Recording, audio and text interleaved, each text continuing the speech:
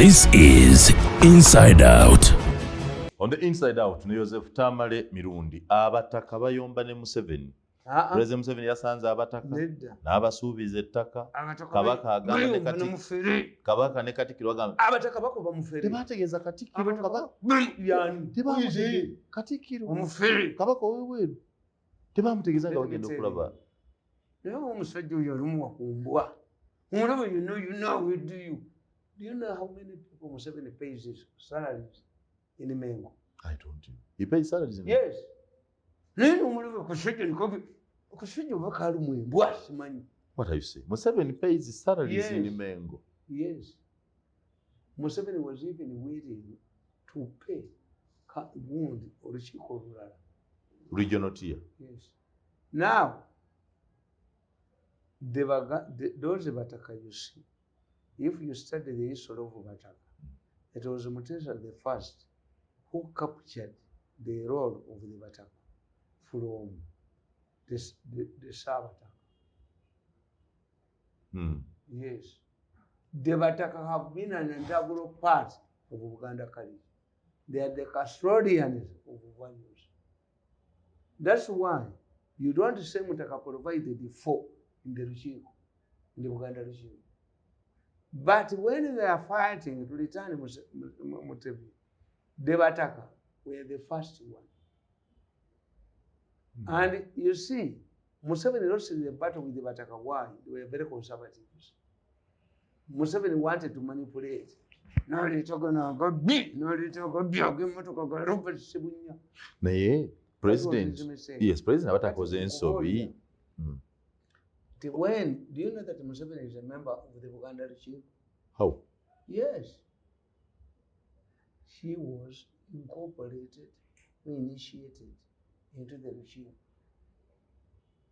Museveni? Yes, you don't know. He's a member of the Buganda regime. Yes, Museveni is a member of the Buganda regime. And they told him, you are from the Cow clan.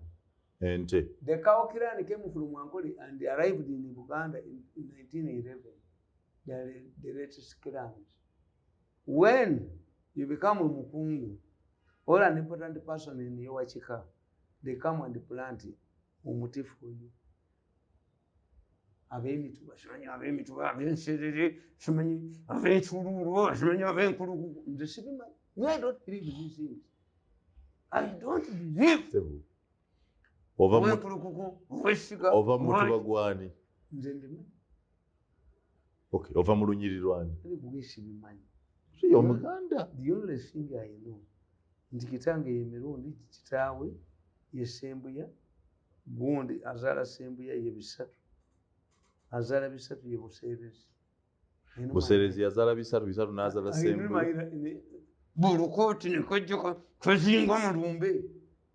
Marriage gani ogana yani wakuzechika seje kwena lukanzu nze binabika Everybody Muganda, I'm a Republican. Do you remain a Muganda? Yes. Are you proud to call yourself a Muganda?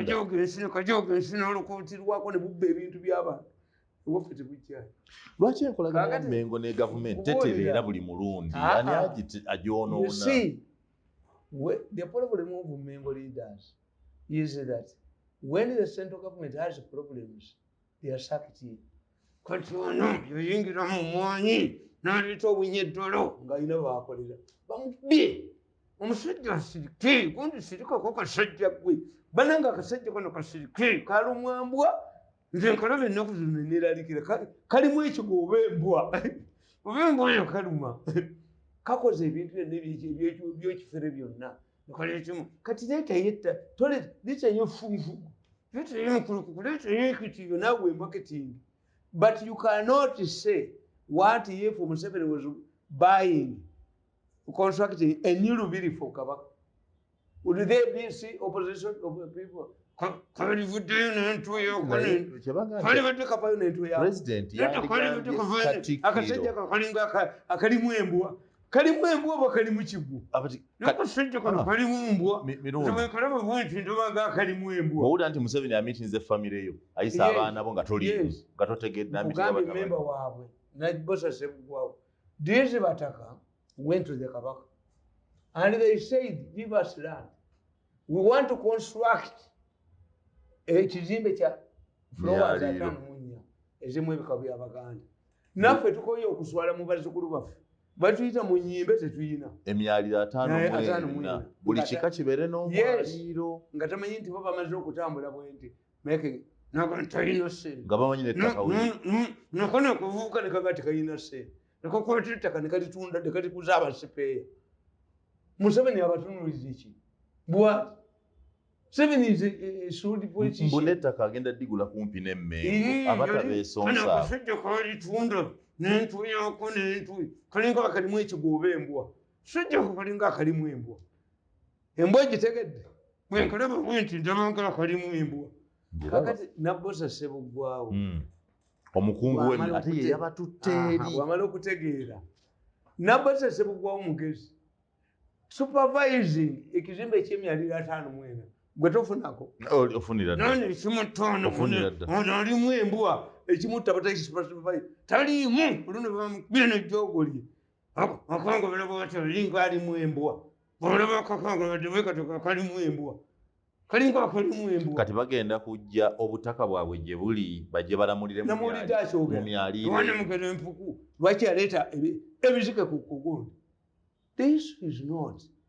The issue is that these people want to generate money. Income. Museveni the other day helped the Muslims to hold the elections, which is not mandatory to you.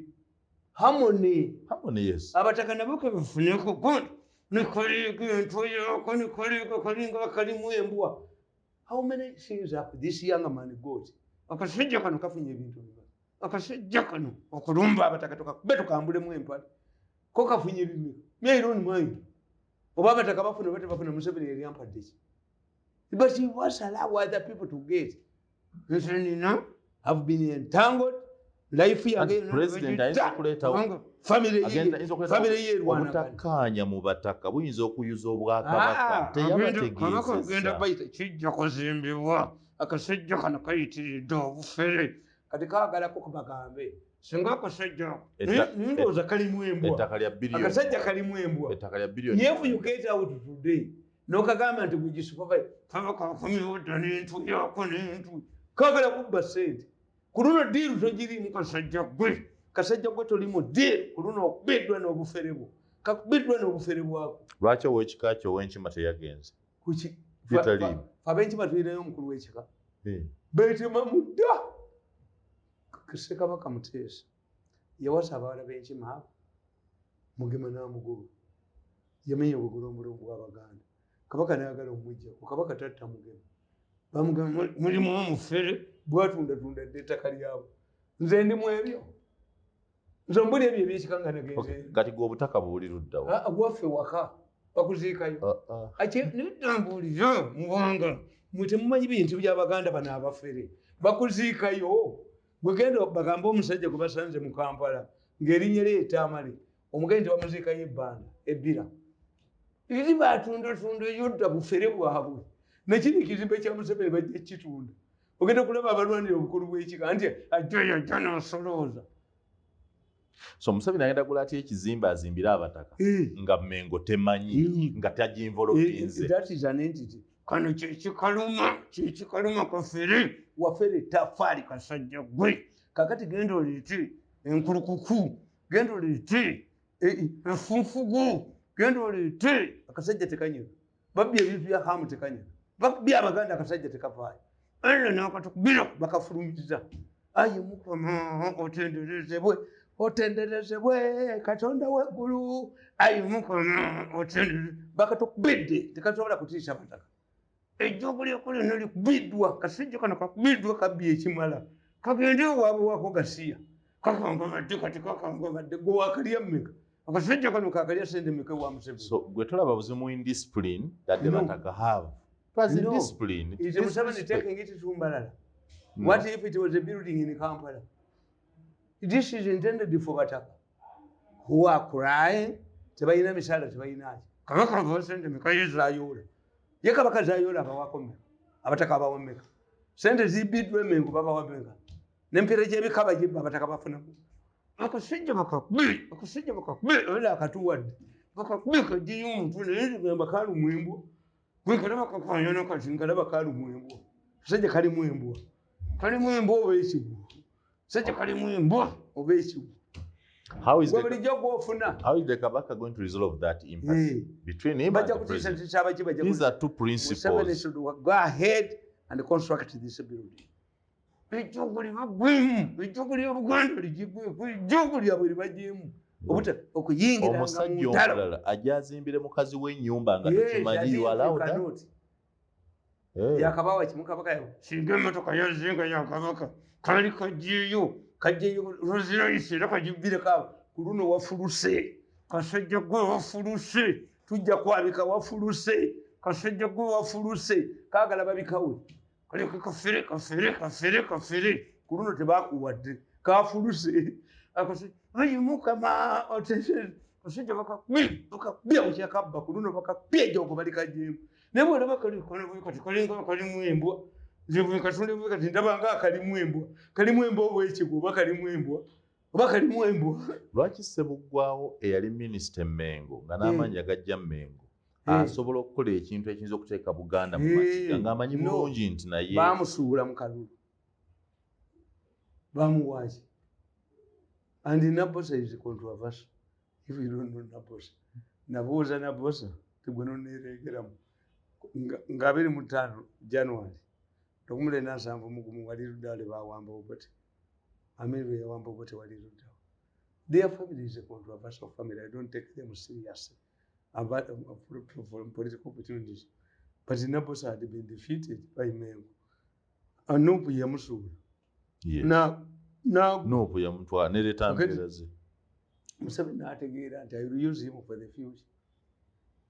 N'amuleeta. Then the person Museveni has not rehabilitated is me. Once I'm mine, he knows me, I worked with him. No, you are not rehabilitatable. Yes. You quite every day. But they would have rehabilitated you if you had. Sijja kujoga omulenzi ono. Ndi abani bange tebasomi. Ono omulenzi ajoga. Nze mulinako information. Soyina kunyamu kubanga mbayinako information. But you miss the rehabilitation. Yes. You miss it. You'd have benefited from it. Nenga tise woyi. Oyo ajoga nnyo yanjoga n'amaliriza. Ndimulabako ngadduka. To be, he must do this. Gwani. When you are dealing with somebody man like me, an arrogant man, be humble. What do you do if you find a baby with a razor blade? Do you just shout at it? Or you get a better, a more attractive? He must go to New Vision, it's for Ramazi. So he must go to the media center for Ramazi. He must be. I can install somebody there and interrupt. It's for Ramazi.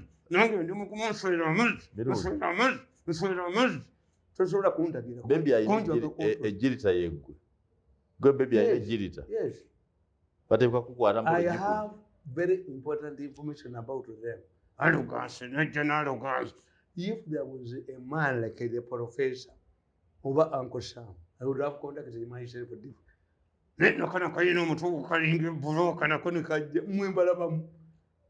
We have suffered as a family, but I don't regulate. I refuse to succumb. What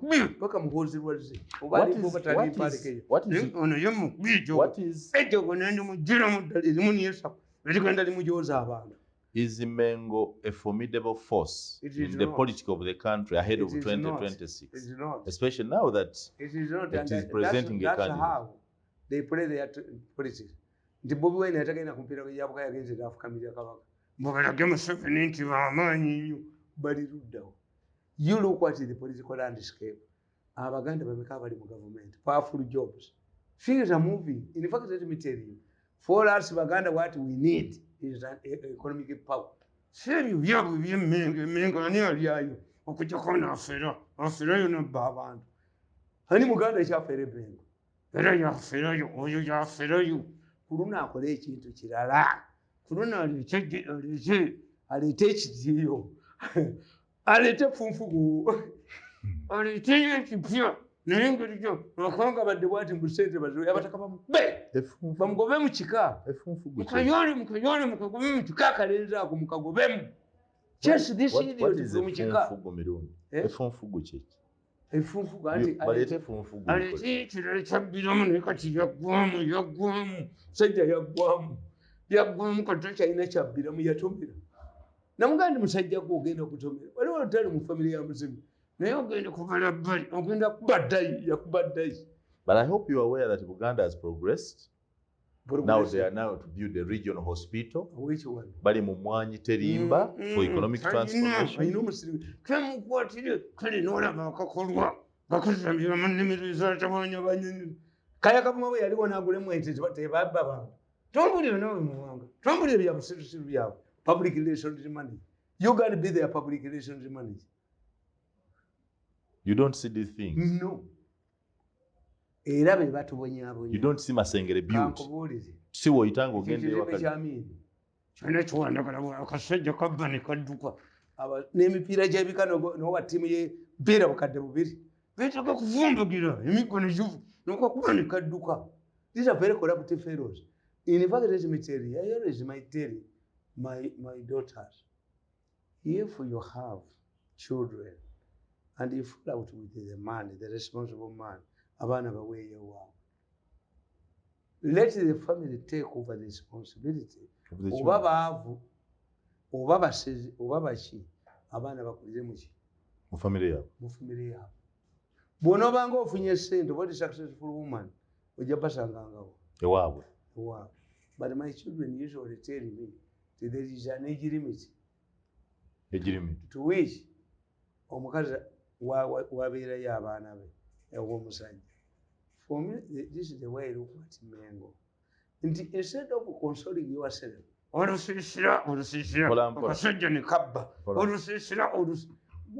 you tell the government that we don't have money?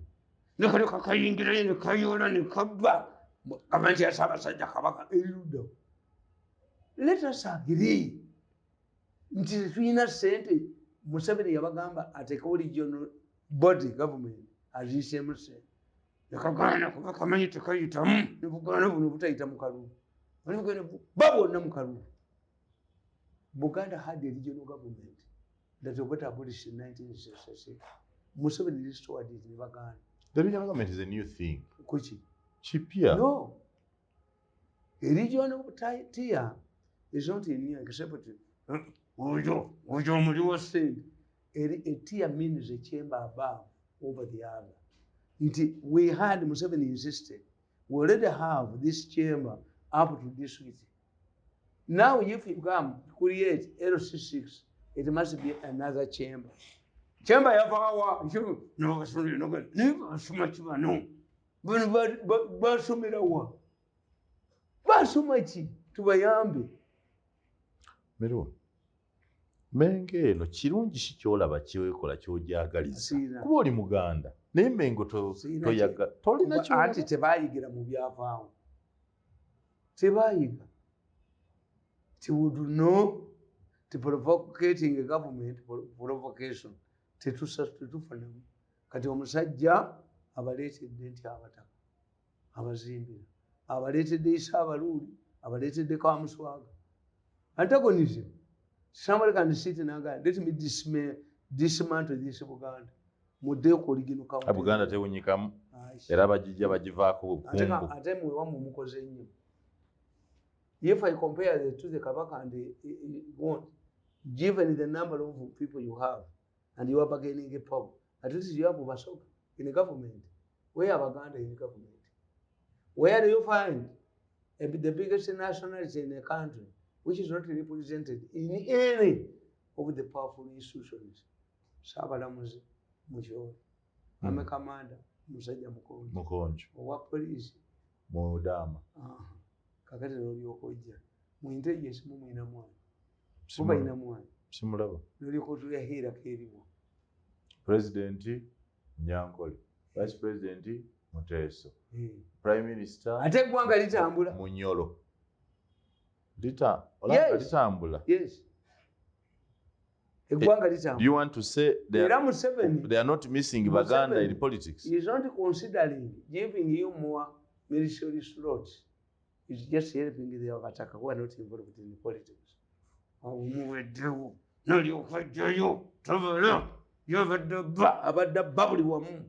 luno gundi okuba jiya tezikyayingira omufere akaddiwa n'omuloga akaddiwa nga byaloga agenda okunama agwa lugi waggule omusonseka emitayimbo oti omusajja akuze afeze ekimala kati kabaka ateekemu naye ono afeze ono yafeze akaddiwa jiyoze ez'obufere tezikyayingira tekiyinza kukosa Museveni mu kalulu kubanga tebayinza okunyiiga ne beeyiwa wa Bobi Wine abaganda bayinza okunyiiga ne bayiwa wa Bobi Wine Museveni n'atayola wano kalulu jjukira ku luno baamukuba anti obamanyi teyawangula yawangula naye bano tebaamuwa Buganda teyamuwa. The issue is nti abataka ba Buganda not out of pressure by Museveni. There are many Mengo people who are getting the money, more than 3 million, 30 million. But if you nga Museveni tampase omukona alowooza nti ajja kunniyamu nzikirize waapi nakkiriza nniyamu naye nkeera mukolimira nkeera kunama nkeera ne mukolimira nenkuma ebyoto ewaffe kuba njogera bwereere ze firimu wagirako mu bintu era bamukubire bamukuba baasi naye ze firimu wagirako ku saidi yonna kwabeera sibeerako kuba zanjoga emyaka 24 mbwanodde njogera ntuliko butulisi dudu. Yes. And you have lost a lot from kutulika. Era family yange ebonyebonye naye tayinza kunteeka mwanda weyazi tetulyogera naye ubusimu kabuli ne muntu bane bange batudde bakoze ekyo tukeera mukolimira nze siryogerako naye ku nsi. I never talk to that man. Even God cannot reconcile us. Sente zange zayola nguwanudde nja kwogera ntulika baba nampita omuntu n'atuyita nti atutuuze asanga etulise asanga etulise tusobola kumunyabunye bwoti era kuba nina mass communication skills alina okunteeka mwanda weyazi waapi toyita kunteeka mwanda weyazi ayifight bw'oyagala okunfuna olugosi nfuuka mpanama baba nenfuuka empanama kapuloni tubagala mpaka omulwatta muzita nabonzita kumaja bakutta lwaggula naye ngaekyuka tolinda ensi kale tuli ku significance ya Mengo mu byobufuzi bya Uganda political because Mengo ewa Museveni hedeke buli mu kalulu ku mulundi guno ebadde eteredde olibakuba nadduka ne baddukawo tujja kufunayo bano bonna babembereza olabe kabaka ngadduka ng'afuluma order ebeerewo there will be order. Obunkenke wali wakati wa government wali oli mu government ebiseera ebyo bwali bw'amaanyi nnyo nolaba nolubiri ne balujjawo ne lufuuka kyabulambuzi. Keriso Emmanuel yali German up to second world war. Alfonso Spain waliwo Alfonso omulala owa Italy bagenda ddi and these were powerful nations. Very powerful. Naye abangereza omusajja yabayamba Cromwell, Lieutenant General Cromwell, n'aliforming obwakabaka bwa Bungereza. Even when Cromwell was killed, ne babuzaawo ebwayiga bina rules. Bano kibiyitaaga biyitaagamu embooko ey'amaanyi ne balaba Congo badduka tebakomyewo then order abantu bakkiriza order. Who benefits mu lutalo olwo ani afunamu ani afiirwa? Ye Museveni olw'abataka n'emmere. Museveni abamanyi kuleetinza emyaka 4 baalya ssente bwalyo bwagenda Entebbe senkati akabukidde kakuba kajjukira ajja projekiti kuduno bamukubye jiya z'obufere zakuba teziyingira obufere bumaze ebbanga ddene kati jiya zakuba tezikyayingira naffe muwanga tetulaba nti tubeera ku puroguramu zizino. Time will come when we don't have listeners nga batulaba tukadde kati nono obufere bwe jiya zakuba tezikyayingira jiya z'obufere tezikyayingira jiya abantu bamutegedde obufere bwe jiya tezikyayingira. Museveni afuna kimu kunafuya Mengo bw'anafuya olukiiko olukiiko lwabuuza nti teyatubuulira lukiiko lwe lwabuuzizza. Anoonya legacy. Why does it construct houses for every minister? Lwaki fe abamukoledde tatusasudde n'asalawo okuzimba ekizimbe kya myaliro 29. That's objectives. Fe atulikawo ng'embwa n'atuliko n'atukanyuga nti nze n'okukkiriza mukoddomi we kyayogera I'm not more important than he is Mukoddomi, but he is Museveni fighting Mengo indirectly. Naye toyinza kunjooga nakkiriza ebintu byange byonna bifudde naye omulenzi oyo talinjoogako talinjooga. Is Museveni fearing Mengo's influence? Balimukwatako ewaffe Mengo's influence in the politics here. Bamukuba bamubuuza sente zange zajjawo n'atwala Museveni n'atamunyega n'ajjawo n'atwala sente Museveni n'atamunyega. Kale yajjirawa mu nina kubeera mbwa ya mukunga tuli Mengo oyajjiramu wa tuli Mengo embwa ya mukunga awo naffe tunyiga munyiga kugambye nti abe Mengo. I'm not saying where they make a losses. Let Museveni construct a 54 solid building for them. You see, ekiri mu Buganda, this Bataka will die. Another group of Bataka will come. But what is important? Museveni abakoledde ki? Abawadde ekizimbe kya myaliriro 5 mwena byebika by'Abaganda. But they are not saying that ekyo tebakyogedde mu lukiiko bababuuza bagenze ku kima ki ettaka lye bagenda oggula lyani bababuuza lyabataka individuals oba lya institution eriri lyabadde lyabaki naye omwana namutunuulidde buyiriga ewaffe namugera ayina gundi tunakijjayo lwaki waleeta ebizimbe lwaki waleeta bino ebibumba ebifo lwaki wabireeta lwaki tewajjayo namugera bamuyina tuna bamuyina ne galubindi naye lwaki oba abasajja bonna ab'omutawaana batalizo nga balina galubindi obadde otya mirundi galubindi zammwe ezo yekola kwasa singa bamutumu olwaliro omuganda projekiti gwoba ogikola kola domu neyekola kwasa Museveni mulungi nnyo neyekola kwasa jiya zaateekamu tezikyayi jiya z'obufere tezikyayi jiya z'obufere zaateekamu oba embwa yamuluma naye jiya tezikyayi awumule nesapolo kagwa yawumula mutebyo namuwumuze jiya z'obufere tezikyayi jiya z'obufere tezikyayi Lusensike Romania yawangulira ku 99% mu myezi egi bamutira ku street. Kuno jiya z'obufere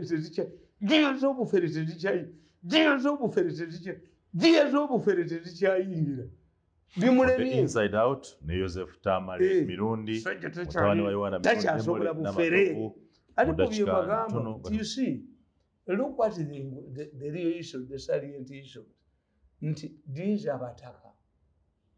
Abataka Museveni bagambye okuwa ekizimbe n'abagulira n'ettaka lyabwe bazimbe emyaliriro 5 mu emeka gw'olyani abayingiramu baana bato bo Bataka gw'olyani okujjako ng'odawutingamu nti oyo si mutaka. Yes, naye ayakola bazimuwe Abataka bali wansi wa Kabaka bwe tulowooza beewaggula batya beewaggudde yete yewaggula bulijjo n'agenda n'ateesa agenda n'Abataka beewaggudde yete yewaggula bulijjo n'agenda. Nze saagala muntu alemesa munne kufuna ffenna ekyatuleeta mu kibuga kyokola buni aniddeko naye ajja kubonaabona aniddeko n'ajooga famire yange n'aginyamu ku makya n'aginyamu ekivukuto n'aginyamu buli kaseera n'atunyamu enagisi kirupe wanoddeko irupe kuba nze simulumbangako naye ayinamu ejjooga eryo limulowoozesa mbwajja kunjo nze yakulabako nabalaba abo abaana nga baavu ojuwani obasanga wa Mirundi bansangamu mu mawulire ejjoko nga baavu banukisanga nti tumwebaza yali dibetala disinaye tumwebaza asobola okuŋŋamba ekintu Kaliisa gwe baagoba mu State House ne bamufumulayo ate kati yaliikinga gundi ebutuliiko wabano ebyo nange izo binkola ebya Kaliisa ku beyondo mutwe bamugoba dibi gwe bagoba ye bamugoba Kaliisa bamugoba nga alimu ayisiti ne bakazi be babiri bagoba teyagala kukolagana ne Kagama atonda ebyama bya Museveni naye kati baaliko bye bamujooga bye bamunyamu nze abaana bange bajja kutuula abamu baatuula dda naye sijja kuddamu kujoogebwa ebyo biba bujoozi byabwe. On the inside out ne Joseph Tamale Mirundi bw'atyo bw'atuwadde ebiri munda.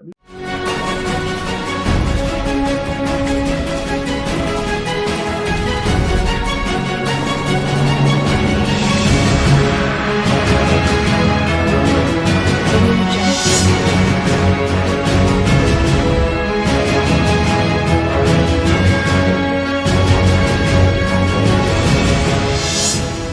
This is Inside Out.